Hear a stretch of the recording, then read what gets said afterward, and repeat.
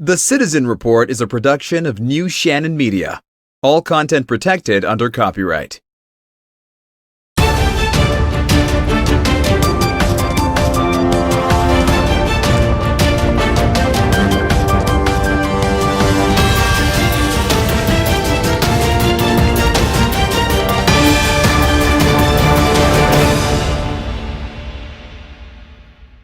And welcome to the Citizen Report. I'm John DeShannon, and thank you for joining me tonight.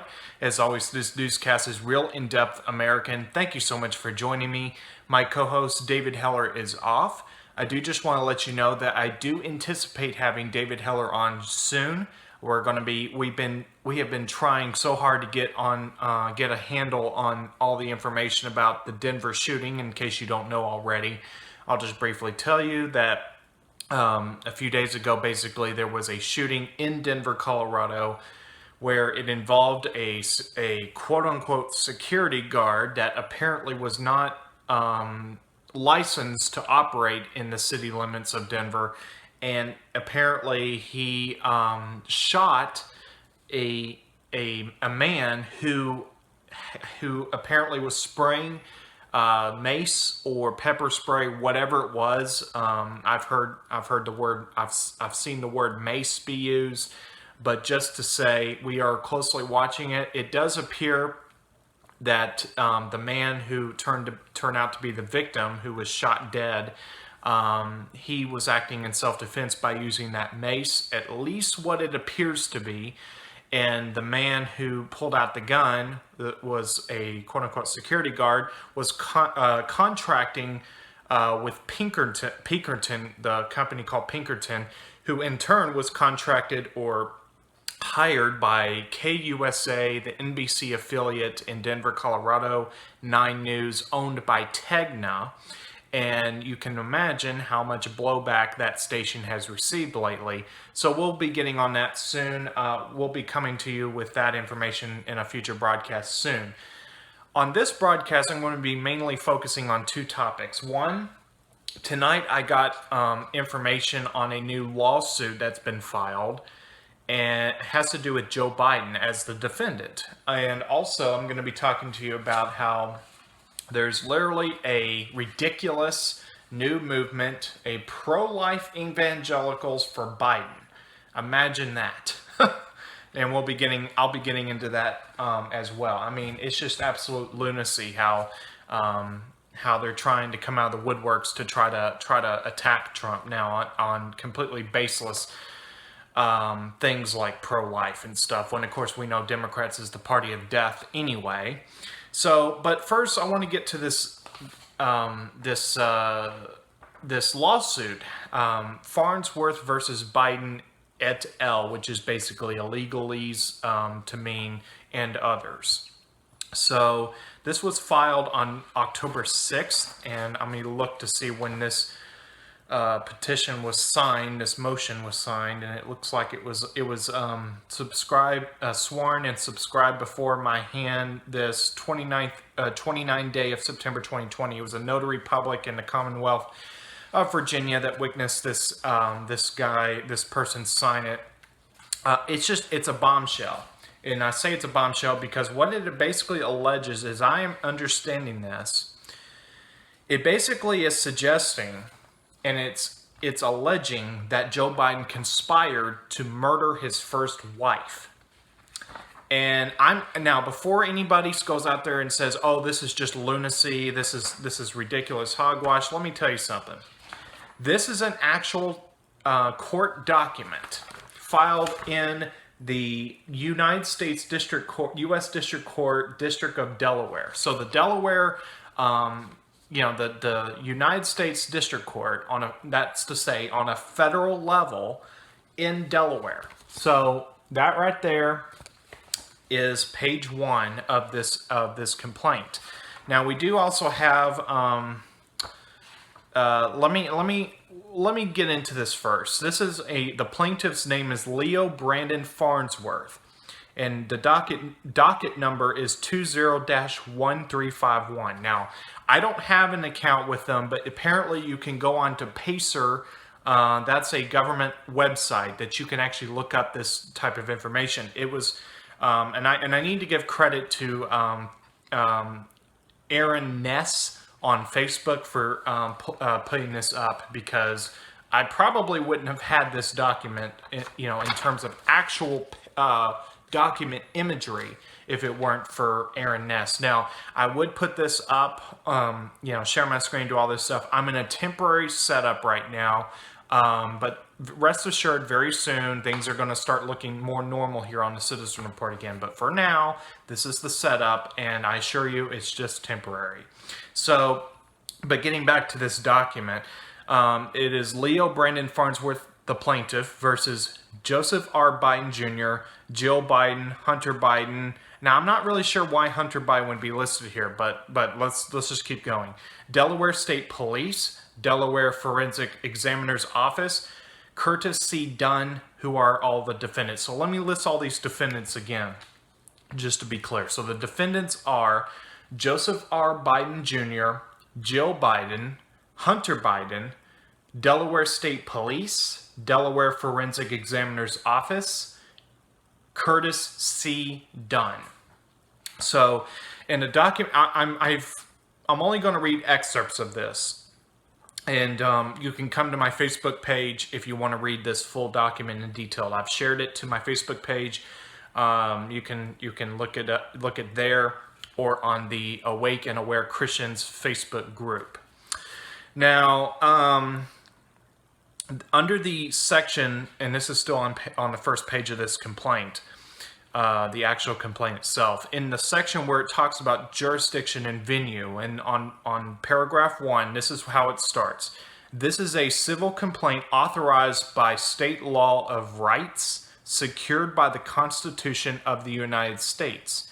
The court has jurisdiction under 28 U.S.C. section 1331 and 1343, and I think it would be subsection A3. It has in each of those the letter and then the number A3 and parentheses. I'm trying to be thorough on these parts I'm reading, because I'm not sharing my screen, so I'm trying to be as thorough as I feel like I need to be. Now skipping down to section 2.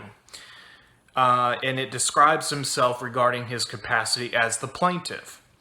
And it says, Plaintiff Farnsworth is a third party to the unnecessary death of Nelia Hunter Biden. Now, let me explain something.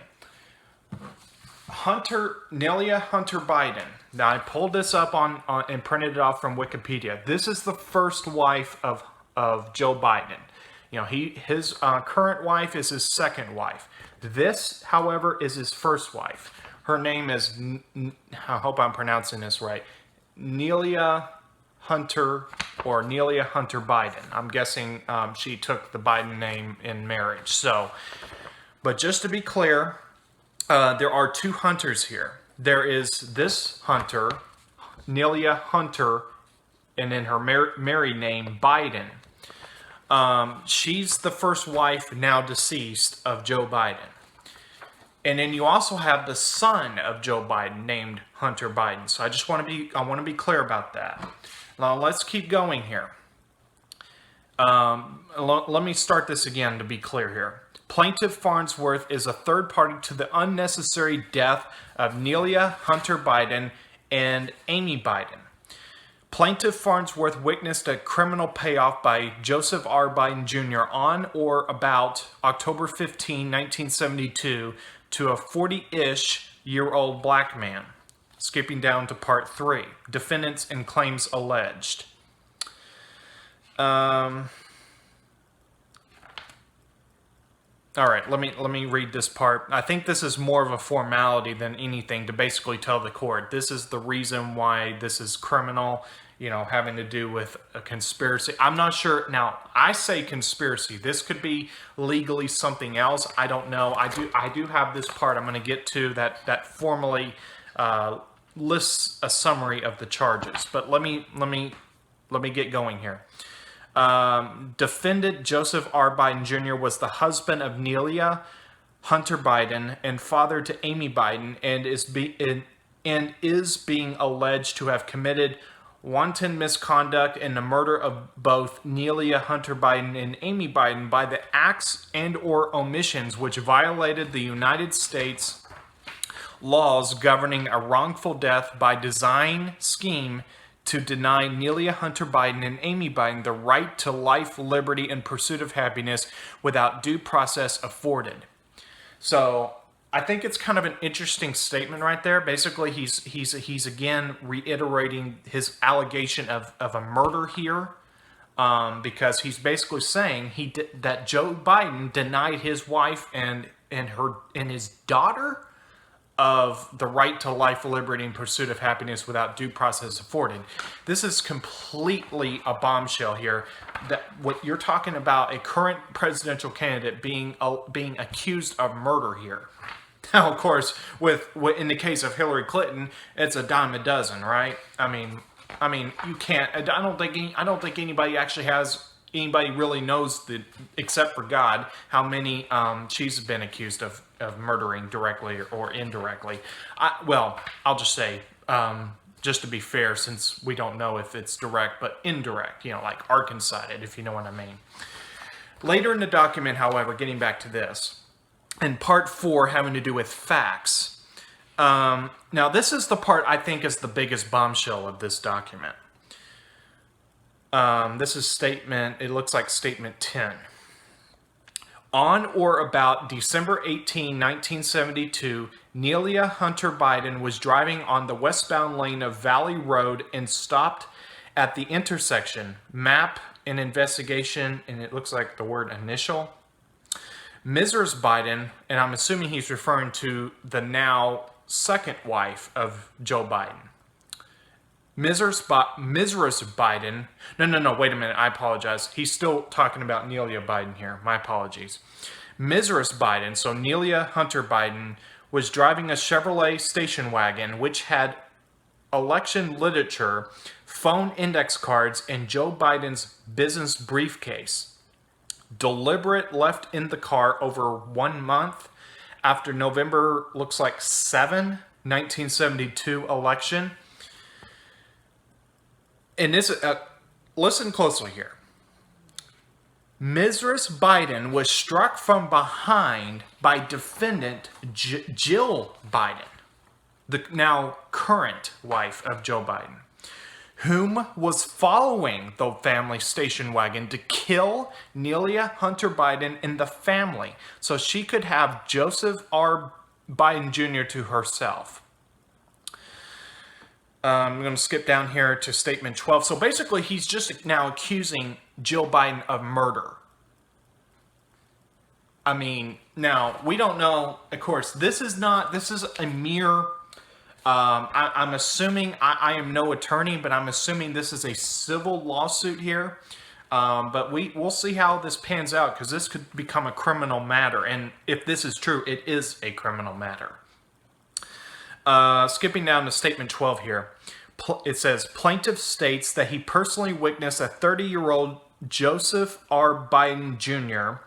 hand deliver a large envelope to a 40-ish looking black man on or about October 15, 1972. It was a Sunday afternoon about 2 o'clock p.m. Plaintiff's family was on their way back from Maryland after visiting the stepmother's family. This was at a McDonald's in Wilmington, Delaware. Statement 13. The Delaware State Police should have known about the transfer of the large manila envelope, but the plaintiff was only 9 years old at the time. So he's basically saying that this person making these allegations he was only 9 years old at the time. Statement 14, there's no statute of limitations on first-degree murder in the Delaware state law. And now this is the part where he's closing out his statement here, okay? And this is section 6, prayer for relief. And this is what it says. Wherefore, the plaintiff respectfully prays that this court enter judgment. Statement 22, granting plaintiff Farnsworth an injunctive injunctive relief, allowing him to proceed with an independent investigation of the deaths of Nelia Hunter Biden, Amy Biden, and to allow plaintiff access to any or all exculpatory evidence before that evidence disappears. I'll come back to that in a second. Statement 23. Granting a preliminary injunctive relief to protect the evidence and to grant immediate relief to plaintiff that prohibits retaliation.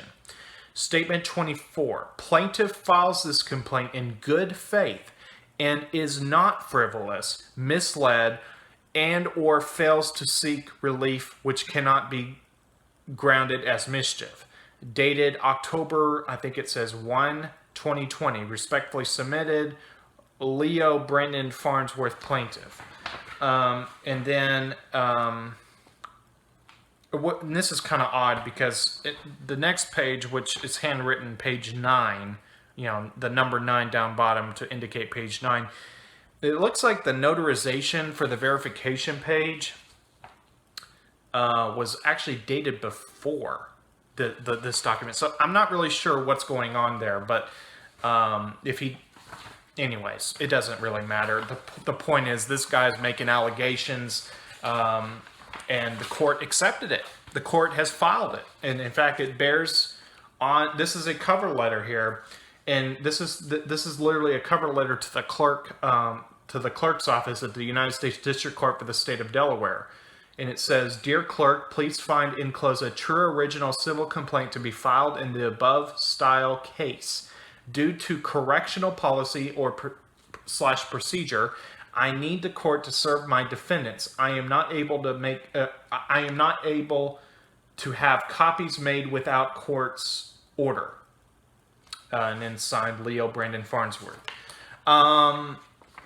Just for good measure, let me put that up on screen just to show everyone that this is a real document. This is a filed stamp of the court, and it denotes a electronic case number, document filed, page number, page ID. So all of this appears to be legit. This does not seem to be any kind of fiction in terms of the document itself. This does appear to be a real court document by all appearances, and in fact, on Justia website, I pulled this up and printed it off. This is a summary of this lawsuit, Farnsworth versus Biden et al., which means and others, really maybe more accurately, et al. Means plural, but anyways, it kind of means both, but anyways. This is what it says: filing for motion for emergency injunctive relief, and then filing 3. Wait a minute. I'm reading that backwards. Filing 1, motion for leave to proceed and forma pauperis. Filing 2, complaint filed pro se, which means on your own behalf, not with an attorney. Okay. Against Hunter Biden, Jill Biden, Joseph R. Biden Jr., Delaware Forensic Examiner's Office, Delaware State Police, Curtis C. Dunn.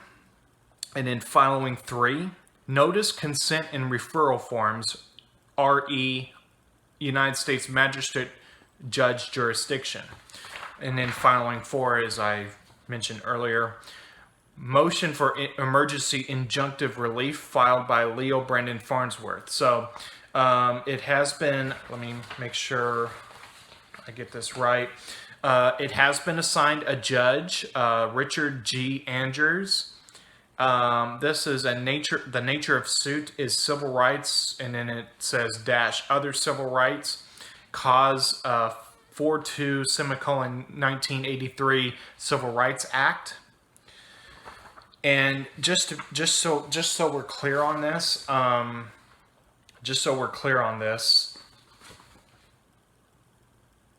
Now let's see. Here.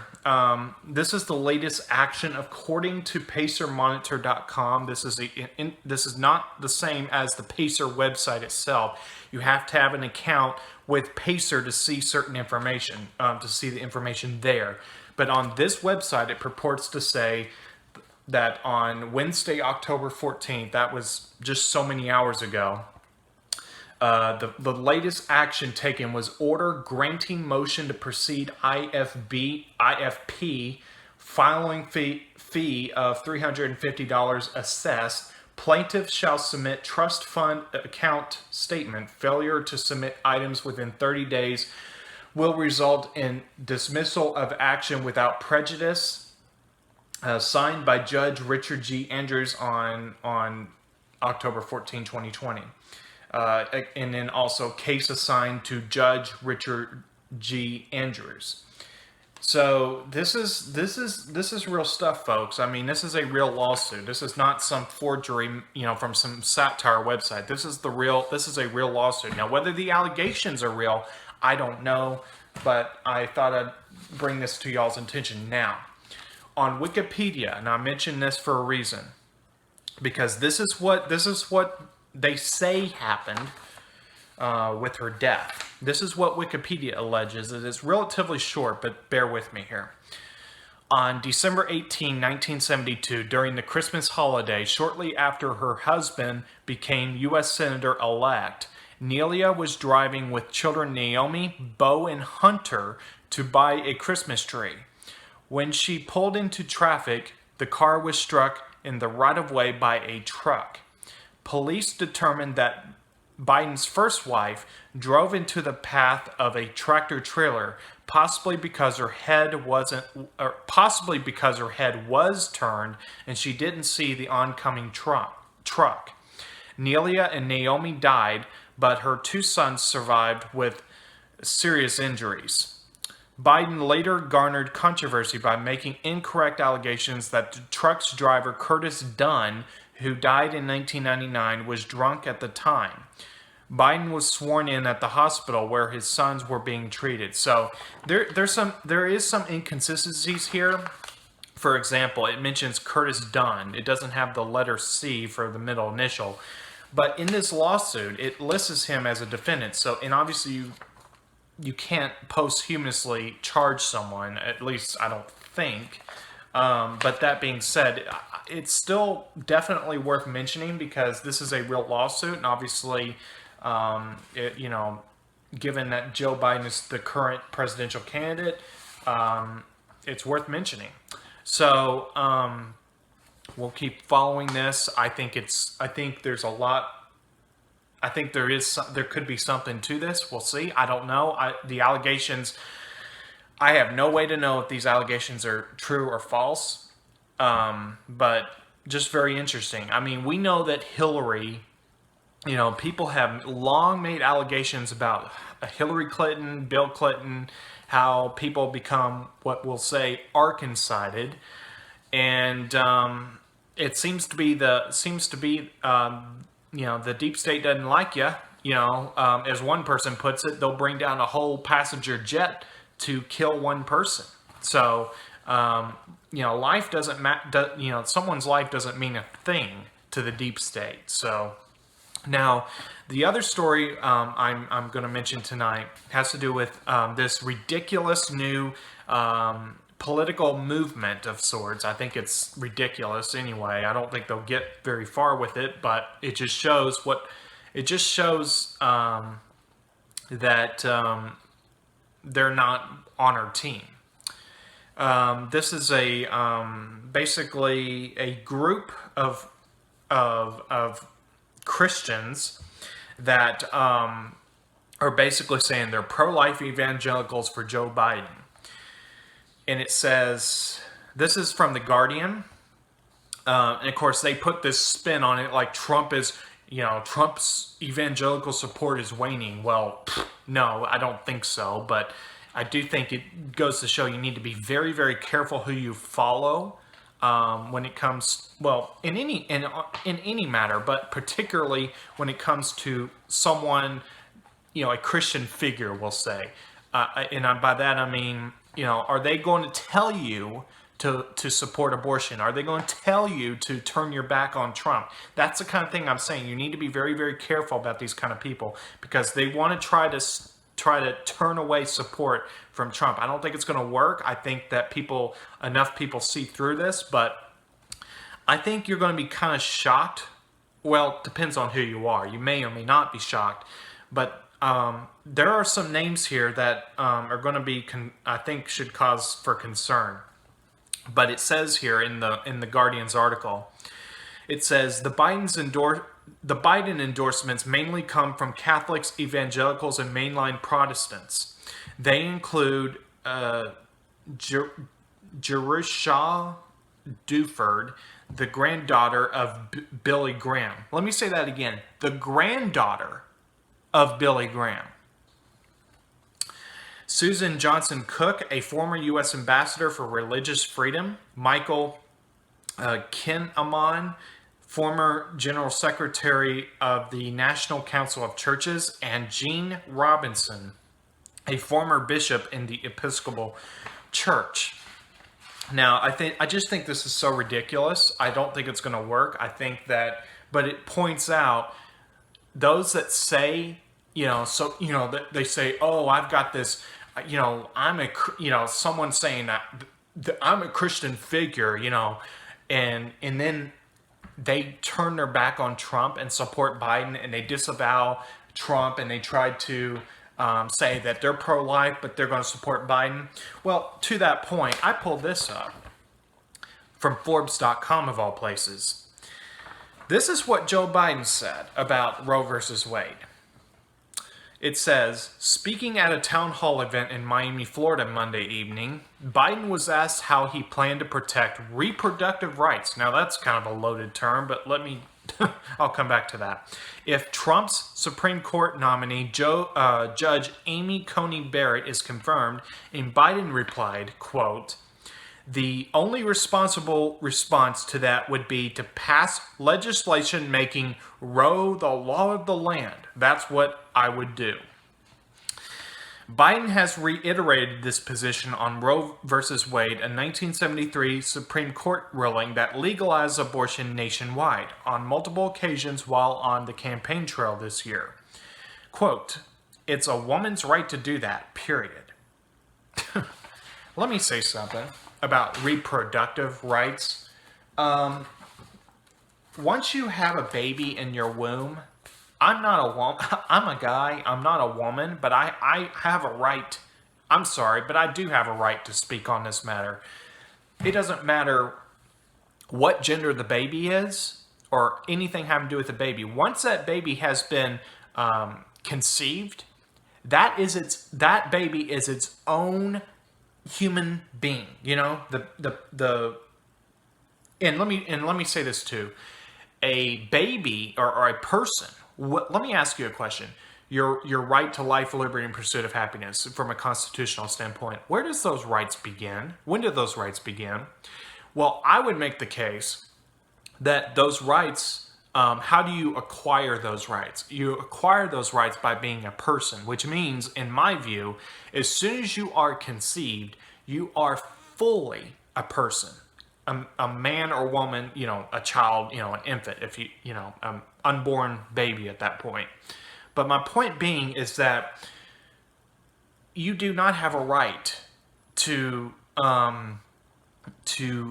abort or murder a child. You just do not. And I'm sorry, but I'm not. If that offends somebody, I don't know what to tell you. You do not have the right to kill a child. That is shedding of innocent blood. And let me say this about abortion too. For any Christians out there that think they're going to support Biden, let me tell you something. First of all, I am not a perfect person. I am not a Pharisee. I'm not sitting up on high, just like ha ha ha, look at you. No, I will tell you, I've had my flaws, okay? I've had my flaws, but let me tell you something. The act of abortion is the shedding of innocent blood. It is murder, and it is literally every time you abort a child, you are literally committing a blood sacrifice to Moloch. Okay? And I believe that all the vitriol, all the attempts to stop any ban on abortion or restriction on abortion, I believe, as I understand, Moloch is a violent Moloch is a violent entity, okay? And basically, they're not going to go down quietly. So, I'm just telling you right now, we got to fight here to stop abortion, and it's not going to be a cakewalk, okay? It's going to be the real deal. But let me tell you something. I believe God is working this out for good. I believe that in the end, abortion will be outlawed in this country. Roe versus Wade will be overturned. And as I understand it, Roe versus Wade was basically, it was manipulating the plaintiff to begin with, as I understand it. But that's another topic unto itself about Roe versus Wade. But let me say this in closing. Let me just reiterate.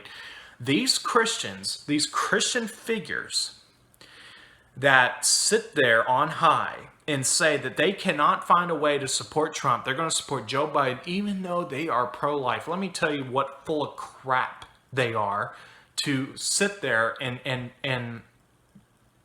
say they're going to support Biden while being pro-life. Let me tell you something. That is so ridiculous, because as a Christian, I can think of no other important topic other than salvation itself than the protection of life, frankly. And the fact that these buffoons, particularly and namely the granddaughter of Billy Graham, Jerusha Duford, whatever that's pronounced, I think that's ridiculous. And that's, unfortunately, that says a lot right there. And if I were Franklin Graham, or if I were the Billy Graham Evangelical Association, I would be saying we do not condone this position of supporting Biden. I really do hope, Franklin Graham and Billy Graham Evangelical Association, I truly hope. I do not know it now. If they have any kind of statement out there, I am not aware of it. If somebody knows of one, let me know, and I will make that of record on this broadcast. But as of right now, my understanding is that the granddaughter of Billy Graham has said they're going to support Biden. Okay, they're going to support Biden, and I just think that's ridiculous. You have a president in Donald Trump who is probably the most pro-life president we've had in a generation. Probably since the dawn of this country. At least in our generation. I don't think there can be any argument with that. Because he stands in opposition to abortion. I think he could be a little more absolute in that position. I think he may have said, correct me if I'm wrong, but I believe he may have said something to the effect of, he's kind of like, well, if, in the case of rape or this or that.